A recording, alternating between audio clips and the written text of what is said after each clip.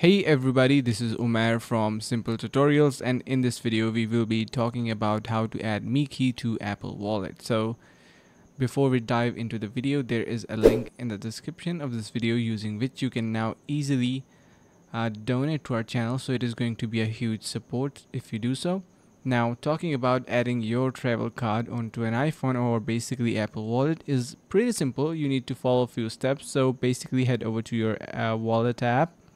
Then you are going to be pressing the plus button, could be seen on your screen, and then tap travel card to add a new travel card, or tap previous card to add a travel card that you previously added to your wallet tab. Once you do that, you need to tap continue and choose the amount you want to put into that particular card. Could be any amount.